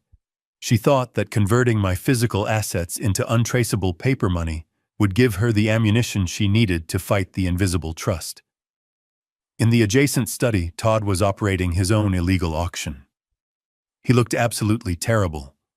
His expensive suit was visibly wrinkled, and he had dark, heavy circles under his eyes. The stress of losing his entire software company was physically eating him alive. He was standing behind my heavy oak desk, desperately negotiating with a group of local jewelry collectors. Spread out across the desk was my entire collection of vintage mechanical watches. These were not just watches. They were the physical milestones of my entire life. There was the silver chronograph I bought the day my logistics company went public. There was the gold dress watch my late wife gave me on our 20th anniversary. Todd did not care about the history or the sentimental value. He only cared about the survival of his own inflated ego. I watched him argue aggressively with a buyer over the price of a rare Swiss timepiece. The buyer offered $8,000. Todd, sweating profusely, demanded $10,000, claiming he needed the cash immediately to secure a high-powered corporate lawyer. The buyer hesitated, then pulled a thick envelope of cash from his jacket and counted out $9,000. Todd snatched the money from the desk with trembling hands. He shoved the cash into a brown leather satchel sitting on the floor. He looked exactly like a desperate criminal emptying a bank vault seconds before the police arrived. He was constantly checking his cell phone frantically, waiting for the commercial bank to somehow magically restore his access. He was completely terrified of the invisible wall that had slammed down on his life. But instead of showing humility or remorse, his fear manifested as pure, reckless greed. He moved on to the next buyer, holding up my late wife's diamond tennis bracelet, auctioning it off to the highest bidder without a single shred of hesitation. He was selling the ghost of his mother-in-law just to keep his leased sports car. I sat in my secure recovery suite miles away, watching the live video feed on my secure tablet. My physical therapist had just left after a grueling 2-hour session. My surgically repaired hip was aching with a dull, persistent pain, but I did not take any of the prescribed painkillers. I wanted my mind to be completely clear and focused for the climax of this war. I watched these two parasites strip my life down to the bare studs. A weaker man might have cried seeing his precious memories sold for pennies. A different father might have called the police right then to stop the theft. But I did not lift a finger to intervene. I let them sell the expensive oil paintings right off the walls. I let them sell the vintage watches. I let them fill their designer bags with completely illegal cash. I needed them to commit to the crime completely and publicly. I needed the house completely full of high-profile witnesses. I needed them to hold the stolen money in their own hands so the criminal charges would be absolutely undeniable in a court of law. The more money they collected, the tighter they were wrapping the legal noose around their own necks. They were meticulously building their own prison cell, and I was simply watching the construction. The digital clock on my tablet read 2 in the afternoon. The estate sale was reaching its absolute peak. The grand living room was incredibly loud, with the chatter of wealthy buyers comparing their stolen treasures. Melissa was laughing loudly at a joke told by a neighbor, her designer bag completely bulging with illicit cash. She took a sip of champagne, feeling entirely victorious. In the study, Todd was zipping up his heavy leather satchel. He took a deep, shaky breath, truly believing he finally had enough untraceable money to hire a legal team and start his massive counterattack against Vanguard Horizon. They thought they had successfully survived the storm. They thought they had found a brilliant loophole in my trap. But my trap did not have any loopholes. It only had steel teeth. Suddenly, the entire atmosphere in the living room completely changed. The loud, arrogant chatter began to rapidly die down. The wealthy buyers standing near the massive bay windows stopped talking and started pointing outside. I watched the live feed from the exterior driveway camera. The guests were looking at something large approaching the house. Melissa noticed the sudden silence. She stopped laughing immediately and turned her head toward the front of the property. The smug, victorious smile completely melted off her face in a matter of seconds. Todd walked out of the study tightly clutching his leather satchel full of cash, sensing the immediate shift in the room's energy. He looked out the large glass window and his jaw practically dropped to the floor. A massive, heavy-duty commercial moving truck had just turned onto my private driveway. But it was not alone. It was closely followed by a tight convoy of 3 sleek, entirely black sport utility vehicles. The vehicles did not park respectfully on the street. They drove aggressively up the long driveway, completely blocking in the luxury cars of the wealthy estate sale guests. The trap was no longer an invisible financial mechanism. It was physically driving right up to their front door. The heavy diesel engine of the commercial moving truck rumbled with a deep vibration that actually shook the expensive glass of the living room windows. 3 matte black sport utility vehicles followed the truck in a tight and aggressive formation. They did not park politely along the street. They drove straight up the manicured front lawn, their heavy tires crushing the expensive landscaping and deliberately blocking the long driveway. They formed an impenetrable wall of metal, completely trapping the luxury sedans and sports cars belonging to the wealthy estate sale guests. The trap had physically arrived right at their front door. The atmosphere inside the house shifted from a loud celebration to breathless terror in a matter of seconds. The wealthy doctors, local politicians, and neighborhood gossips stopped drinking their champagne. They crowded around the massive bay windows pointing at the imposing vehicles. Melissa dropped her crystal glass. It hit the hardwood floor and shattered into dozens of jagged pieces, but she did not even look down. Her face turned the color of ash. The smug and victorious smile she had worn all morning melted away entirely, replaced by a look of sheer, unadulterated panic. Todd stood completely frozen in the doorway of the study. He was still clutching the heavy leather satchel, stuffed with thousands of dollars in illicit cash. His heart hammered violently against his ribs. He knew exactly what those black vehicles meant. He had seen the exact same corporate security contractors physically throw him out of his own software company just 2 days ago. He knew this was not a mistake. This was the invisible hand of Vanguard Horizon reaching out to crush the very last sanctuary he had left in the world. 12 men stepped out of the black vehicles simultaneously. They were not local police officers. They did not wear standard blue uniforms or carry themselves with the patient demeanor of public servants. They wore identical tactical charcoal suits. They had discreet communication earpieces tucked behind their ears. They moved with terrifying and synchronized military precision. They completely surrounded the perimeter of the house, taking up positions at the front door, the side gates, and the backyard patio. They were a private corporate asset recovery team, and they looked like an army of executioners preparing for a siege. The lead agent stepped forward from the center vehicle. He was a tall and heavily built man with iron gray hair and a face carved from stone. He did not look angry. He looked entirely bored, which made him infinitely more intimidating. He carried a thick metallic clipboard in his left hand. He walked up the stone steps to the front porch with slow and deliberate strides. His heavy boots echoed loudly against the wood, sounding like the ticking of a massive clock counting down to absolute ruin. Melissa desperately tried to regain control of the situation. Her massive ego simply refused to accept that she was completely outmatched. She smoothed down her designer dress, forced her fake smile back onto her face, and threw the front door open before the agent could even knock. She puffed out her chest and tried to project the authority of a wealthy homeowner. She loudly demanded to know who they were and why they were ruining her private weekend cocktail party.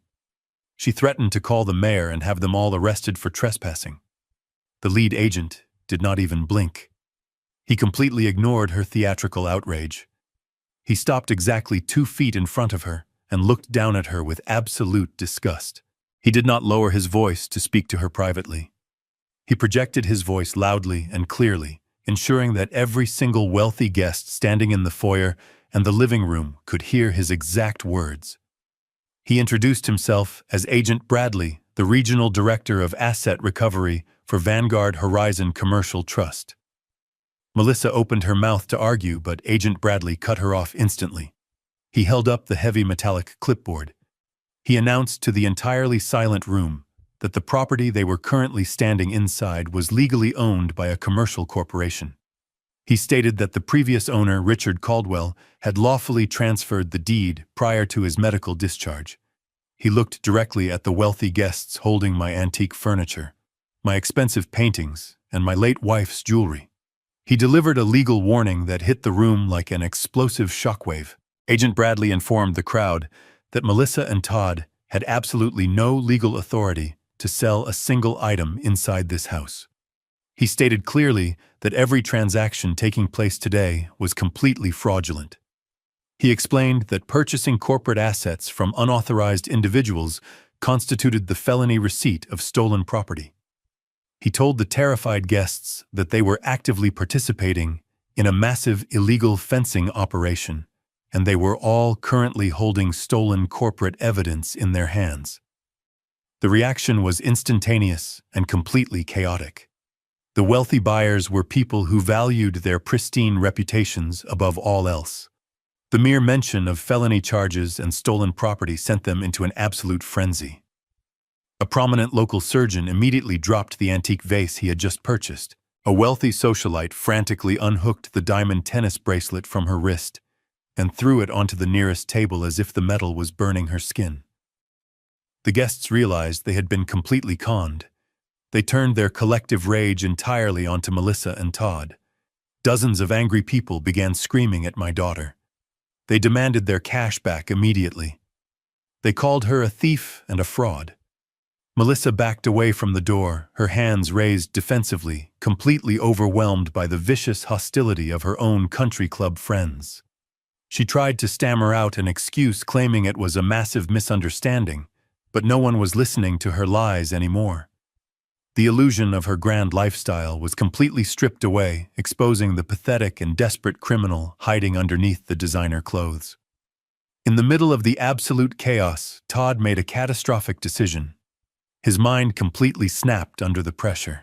He looked at the heavy leather satchel in his hands, bulging with nearly $30,000 in untraceable cash. It was the only money he had left in the entire world. He turned his back on the living room and sprinted toward the kitchen, intending to escape through the back door and run into the dense woods behind the property. He did not care about his wife. He only cared about saving himself. He burst through the swinging kitchen doors and collided violently with a wall of solid muscle. 2 of the corporate security agents had already secured the back entrance. They grabbed Todd by the shoulders and slammed him forcefully against the stainless steel refrigerator. The impact knocked the wind completely out of his lungs. The heavy leather satchel slipped from his sweaty fingers and hit the tile floor, bursting wide open. Thick stacks of $100 bills spilled out, scattering completely across the kitchen floor. One of the agents pinned Todd against the appliance, while the other calmly knelt down and began collecting the scattered money. The agent informed Todd that the cash was being formally seized as direct evidence of illicit corporate theft. Todd struggled weakly against the agent's iron grip, tears of pure frustration and terror streaming down his face. He sobbed uncontrollably, begging them to leave him just a few $100s so he could buy food. The agents ignored his pathetic pleading completely.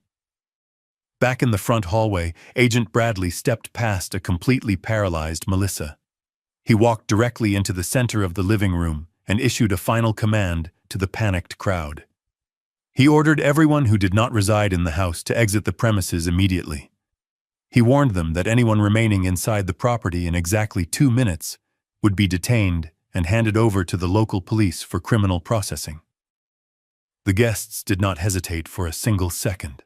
They practically trampled each other, rushing out the front door, abandoning their stolen purchases and leaving their cash behind.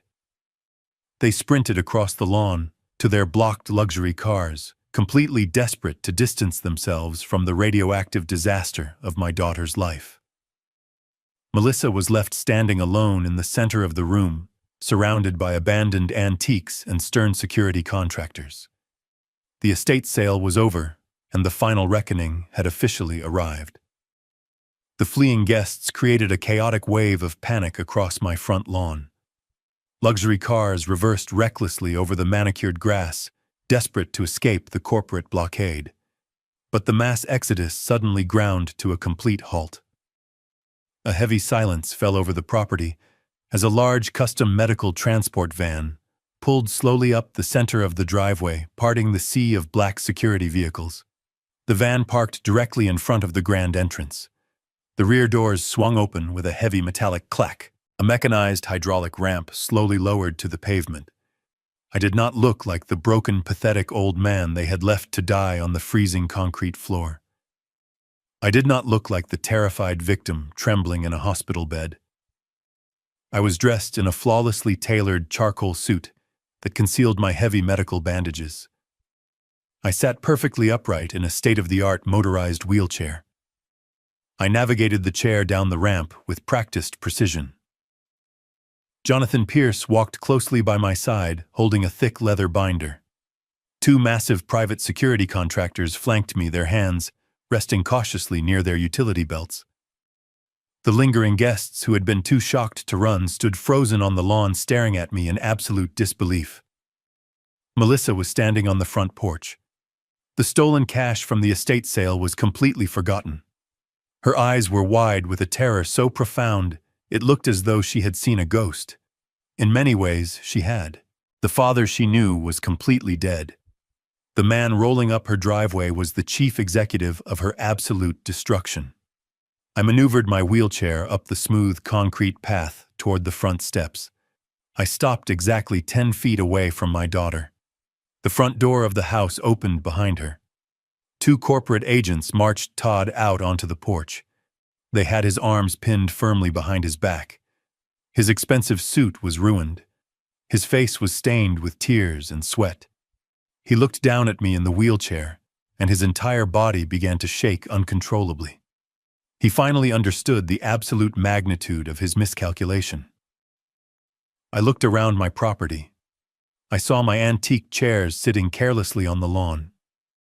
I saw my late wife's silver tea set shoved into a cardboard box. I felt a surge of cold, calculated anger, but I did not raise my voice. I did not scream.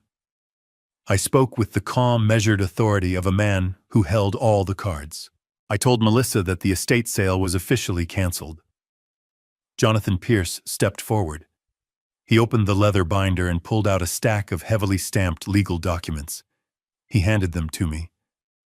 I held up the thick packet of papers so Melissa and Todd could clearly see the golden seals of the state court. I told them these were not the fake downloaded forms they had forced me to sign in the hospital. I explained that I was holding an immediate court-ordered eviction notice for the property they were currently trespassing on. Furthermore, I held the fully executed asset seizure warrants for Vanguard Horizon Ventures. I looked directly into Todd's bloodshot eyes. I told him I had already liquidated his corporate accounts. I told him his software servers were physically seized and his building access was permanently revoked. I watched the last remaining ounce of hope drain completely from his face. He collapsed to his knees right there on the wooden porch, sobbing uncontrollably, begging the security guards to let him go. But Melissa was a completely different breed of monster. Her greed and her arrogance were so deeply ingrained that she literally could not accept her own defeat. Even surrounded by a private army facing absolute financial ruin, she refused to surrender. She looked at the lingering crowd of wealthy neighbors and country club gossips who were watching the scene unfold from the edge of the lawn. She saw an audience and she immediately went to work. She forced a look of absolute hysterical heartbreak onto her face. She burst into violent theatrical tears. She took a step toward my wheelchair, reaching her hands out, as if she wanted to embrace me. The security contractors instantly stepped in front of me, forming a solid wall of muscle completely blocking her path. Melissa stopped and dramatically buried her face in her hands. She wailed loudly, projecting her voice so the entire neighborhood could hear. She cried out that I was having a severe mental breakdown. She shouted to the crowd that I was a deeply sick, senile old man who had escaped from a psychiatric ward. She claimed that the medications had completely destroyed my mind and that I had hired these fake security guards in a fit of paranoid dementia. She pointed a trembling finger at Jonathan Pierce. She accused him of being a corrupt, predatory lawyer who was taking advantage of a mentally incompetent senior citizen. She screamed that she was my legal guardian, and she demanded that someone call the real police to have me safely returned to the hospital before I hurt myself. She played the victim with such absolute terrifying conviction that a few of the lingering neighbors actually began to murmur in sympathy. They looked at me in the wheelchair and wondered if the beautiful crying daughter was telling the truth. She looked at me through her fake tears. She dropped her voice to a harsh, venomous whisper that only I could hear. She told me I was completely pathetic. She said no judge in the world would believe a crazy old man over a devoted daughter. She promised me that the moment the real authorities arrived, she would have me locked in a padded cell for the rest of my miserable life. She still thought she could outsmart me with a few fake tears and a loud voice. I did not interrupt her performance. I let her spin her web of lies. I let her dig her grave as deep as she possibly could. I looked at her with a mixture of profound pity and absolute disgust. I told her that she was an incredible actress. I commended her ability to look a crowd of people in the eye and lie without a single shred of hesitation. But I explained that her performance had one fatal flaw. I told her that in the modern world, words were cheap, but high-definition digital data was absolutely priceless. I reached into the side pocket of my wheelchair and pulled out a sleek silver tablet. I tapped the screen and connected the device directly to the central smart home hub that controlled the massive wireless speakers installed throughout the entire property. I had personally purchased and installed that sound system years ago to listen to jazz music on the patio. Now it was going to serve a much darker purpose. Melissa stopped crying. She looked at the tablet in my hand, and a new, very real kind of terror finally began to creep into her eyes. The stage was perfectly set for the final lethal blow. The murmurs of the panicked crowd hovered in the warm afternoon air. Melissa was still holding her face in her hands, squeezing out forced tears, desperately waiting for the wealthy neighbors to rush forward and comfort her. She was a master manipulator, banking entirely on the standard societal assumption that people will always believe a crying, distraught woman over a disabled old man. She thought she could completely control the narrative. But she fundamentally misunderstood the modern battlefield. We were no longer fighting in the subjective realm of emotion and public opinion. We had firmly entered the absolute unforgiving realm of cold digital evidence. I sat perfectly still in my motorized wheelchair. I looked down at the sleek silver tablet resting securely on my lap. I did not raise my voice to argue with her ridiculous accusations. I did not desperately try to convince the wealthy onlookers that I was completely sane. Defending yourself against a frantic liar only gives their lies unearned validity. Instead, I simply tapped the network settings icon on my digital screen. I looked at the crowd and spoke with a calm, measured authority that easily cut through Melissa's theatrical sobbing. I explained to the silent onlookers that when my wife passed away 5 years ago, I found myself living entirely alone in a very large, empty estate. For my own peace of mind, I had a premium private security firm wire the entire property with state-of-the-art surveillance equipment. I installed high-definition cameras and highly sensitive omnidirectional microphones in the hallways, the living room, and the basement. I integrated the entire recording system directly into the central smart home network. Todd and Melissa knew about the basic alarm keypad by the front door, but they thought I was just a clueless senior citizen who could barely operate a television remote. They had absolutely no idea that every single corner of this house was constantly recording audio and video data directly to an encrypted cloud server. I swiped my finger across the tablet screen. A loud, crisp electronic chime suddenly echoed from the massive outdoor speakers mounted under the wooden eaves of the front porch. The exact same chime echoed from the living room and the study inside the house. The entire property was successfully synced to my personal device. The house itself was about to testify against them. When Melissa heard that Bluetooth connection chime, her fake sobbing stopped instantly. She dropped her hands from her face. Her perfectly manicured fingers began trembling violently. She stared at the outdoor speakers, then slowly turned her head to look directly at me. The sociopathic mask of the victims was completely shattered, revealing the absolute naked terror hiding underneath. She suddenly realized what device I was holding. She realized that the basement stairwell was not a silent, unrecorded tomb. I looked directly at the crowd of wealthy neighbors. I told them that my daughter just stood on this porch and claimed I was a senile man suffering from severe delusions. I told them she just swore she was a devoted, loving caregiver, simply trying to protect her sick father. I asked the crowd to listen very closely to the absolute truth.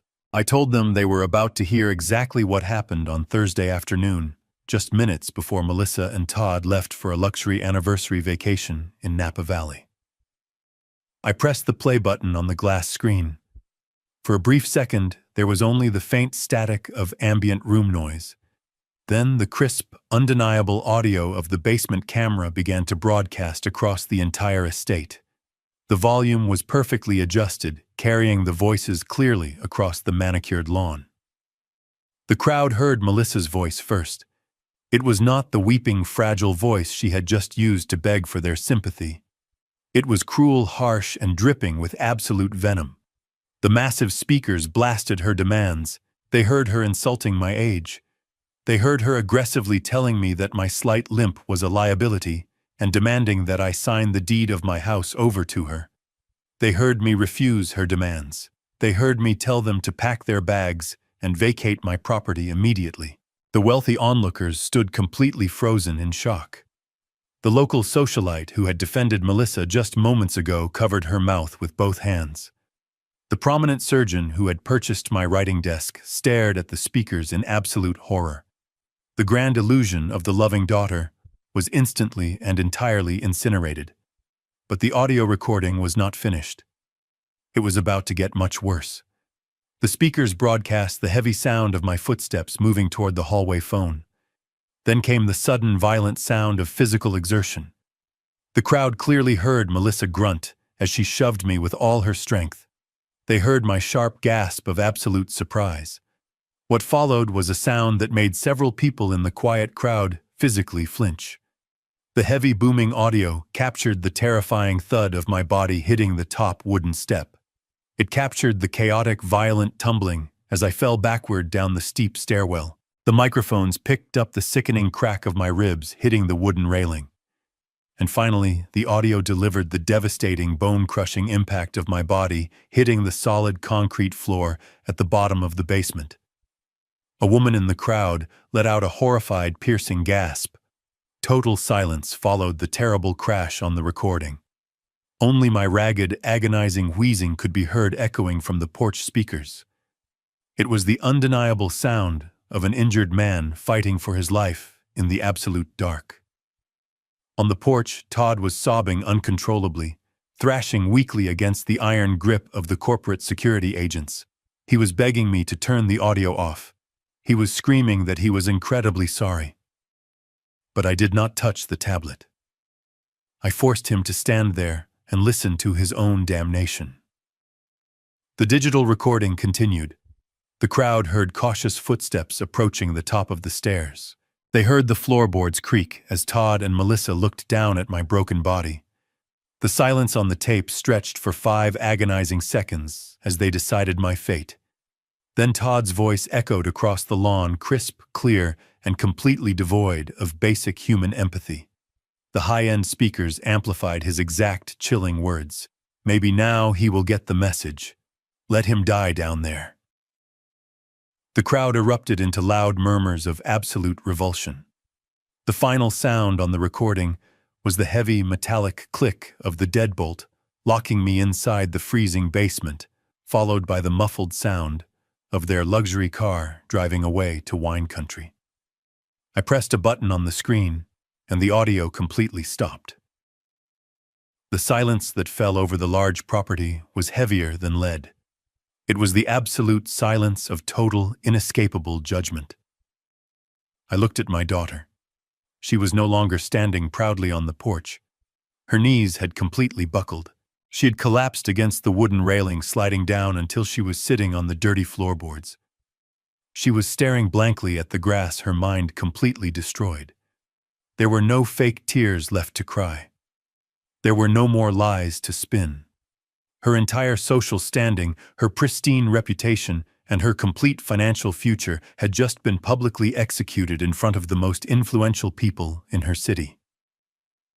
The wealthy neighbors looked at her as if she were a diseased animal. The people who had been drinking her cheap champagne just 20 minutes ago were now stepping backward actively, trying to put as much physical distance between themselves and her as possible. She was completely exposed as a violent sociopathic parasite who had literally left her own father to bleed to death on a concrete floor just so she could steal his house. I placed the silver tablet securely back into the side pocket of my wheelchair. I did not need to say another word to the horrified crowd. The digital evidence had spoken for itself. The silent adjustment was officially complete. I had not laid a single finger on them. I had not thrown a punch or raised my voice in anger. I had simply held up a mirror and forced the entire world to look at the absolute darkness inside their souls. The lethal blow was struck flawlessly, and the monsters were finally permanently slain. The absolute silence that followed the recording was suddenly broken by the sound of a crystal vase shattering on the driveway. One of the wealthy neighbors had simply dropped the stolen antique from her hands. She did not bother to pick up the pieces. She did not ask for a refund. She turned her back on Melissa and began walking rapidly toward her vehicle. That single action broke the spell completely. The remaining guests erupted into a frantic, uncoordinated stampede of self-preservation. These were people who thrived on social status, local political connections, and pristine public images. The sudden realization that they were standing in the middle of an active crime scene holding stolen property while listening to a recorded attempted murder sent them into absolute panic. They dropped everything immediately. Expensive oil paintings were left leaning against the manicured hedges. Vintage silver platters were tossed carelessly onto the front lawn. The wealthy socialites and prominent businessmen practically tripped over each other to get as far away from my daughter as possible. They did not say a single word of comfort to Melissa. They treated her like she was highly contagious. The private corporate security agents stepped aside, creating a clear path for the fleeing guests, but they kept a sharp eye on the abandoned merchandise. The agents did not stop anyone from leaving the property, but they ensured that not a single piece of my legacy left the estate. I sat in my wheelchair and watched the grand illusion of my daughter's social life evaporate into thin air. For 3 years, she had built her entire identity around impressing these superficial people. She had bought their friendship with my money. She had hosted their lavish parties using my credit cards. She had desperately craved their validation. And now, the very second the dark truth was exposed, They abandoned her without a single backward glance. The luxury sedans and sports cars that were previously blocked by the black security vehicles were now frantically maneuvering across my crushed landscaping. Expensive tires tore deep trenches into the green grass as the guests desperately squeezed past the corporate blockade. Within 3 minutes, the once crowded front lawn was completely empty save for the abandoned antiques scattered across the grass and the security team maintaining the iron perimeter. Melissa remained sitting on the dirty floorboards of the front porch. She was completely paralyzed. The reality of her total social annihilation had short-circuited her brain. She stared blankly at the torn-up grass, her mouth slightly open, completely unable to process the magnitude of her destruction. Todd was still pinned against the exterior wall of the house by 2 security agents, his head hanging down in absolute defeat. The silence returned to the estate, but it was a different kind of silence now. It was the heavy, expectant quiet that precedes a massive storm. Then a new sound pierced the warm afternoon air. It started as a faint, high-pitched wail, echoing from the main road at the bottom of the long hill. Within seconds, the sound grew louder and more distinct. It was the unmistakable, aggressive blare of multiple police sirens approaching at high speed. Melissa snapped her head up. The blank stare vanished entirely, replaced instantly by a look of sheer, unadulterated terror. She looked at me, her eyes wide and pleading for the first time in her life. She realized that the corporate security team was not the final punishment. She finally understood that losing the house, the money, and the social standing was only the preliminary phase of her nightmare. The sirens were growing exponentially louder, bouncing off the surrounding trees and echoing across the large property with terrifying clarity. Todd began to thrash violently against the grip of the security agents. He screamed that he could not go to state prison. He sobbed uncontrollably, begging me to call the authorities off. He pleaded that it was just a terrible mistake, that he never actually meant to hurt me, that he was just angry and stressed about his business. His pathetic whining was completely drowned out by the deafening sound of the approaching sirens. I did not feel a single ounce of pity for him. I simply stared at him with cold, detached observation. The time for apologies had expired the moment he locked that basement door. Jonathan Pierce stepped forward from his position beside my wheelchair. He looked down at Melissa, who was now trembling so violently she could barely keep herself upright against the wooden railing. Jonathan adjusted his suit jacket and spoke with the calm, measured tone of a man who had orchestrated this exact sequence of events, down to the very last second. He told Melissa that the local police department was not responding to a simple noise complaint or a neighborhood dispute. He explained that precisely 10 minutes before our corporate convoy arrived at the estate, he had personally contacted the chief of police. Jonathan stated that he had already securely transmitted the digital audio recording of the basement incident directly to the lead detective of the Criminal Investigation Division. He informed her that he had also provided them with the fraudulent hospital documents she had forced me to sign, proving her malicious intent to steal my assets while I was incapacitated. He looked directly into her terrified eyes and delivered the final piece of information. He told her that the officers currently speeding up the hill were not coming to ask questions or mediate a family disagreement. They were responding to an active judge-approved felony warrant for aggravated assault, elder abuse, and attempted manslaughter. Melissa opened her mouth to speak, but only a dry, rattling gasp came out. She looked at the flashing red and blue lights that were now reflecting violently off the tall trees at the edge of the driveway. 3 marked police cruisers tore through the open front gates, their tires screeching loudly as they hit the pavement. They swerved aggressively onto the property, boxing in the black security vehicles and completely cutting off any possible avenue of escape. The trap was fully closed. The financial empire had been dismantled. The stolen property had been recovered. The social standing had been completely obliterated. Now the final phase of the silent adjustment was stepping out of those police cruisers to collect the physical debt. I rested my hands calmly on the armrests of my wheelchair, perfectly positioned to watch my daughter face the absolute consequences of her own monstrous greed.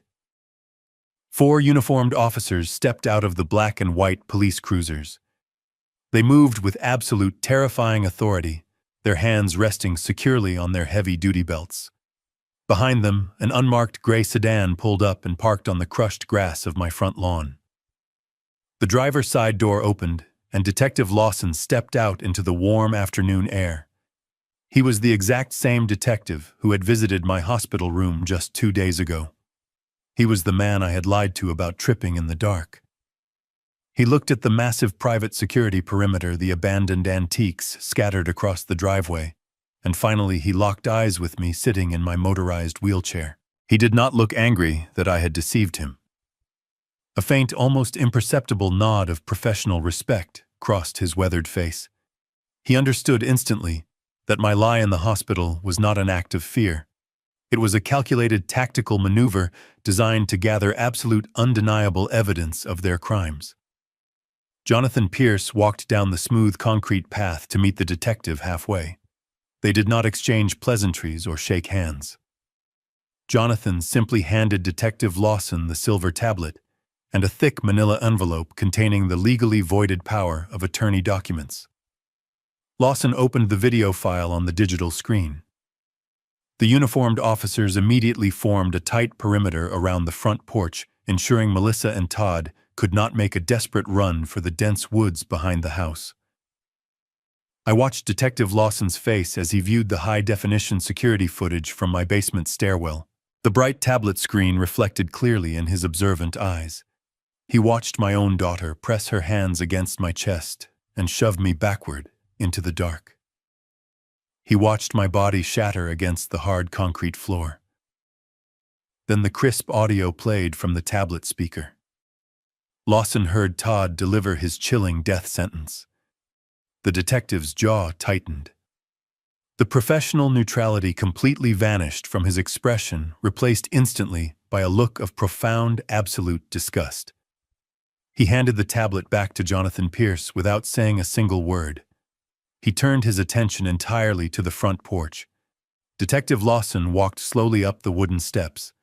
Melissa backed away from him until her spine hit the heavy front door. She held her hands up defensively, her chest heaving with uncontrolled panic. She desperately tried to revive her shattered victim persona one last time. She stammered that the video was taken completely out of context. She claimed she simply tripped and bumped into me by accident. She pointed a shaking finger at me and shouted that I was a vindictive old man trying to ruin her life because I was suffering from severe dementia. Detective Lawson did not even pause his stride. He stepped directly into her personal space and grabbed her right wrist with a grip like iron.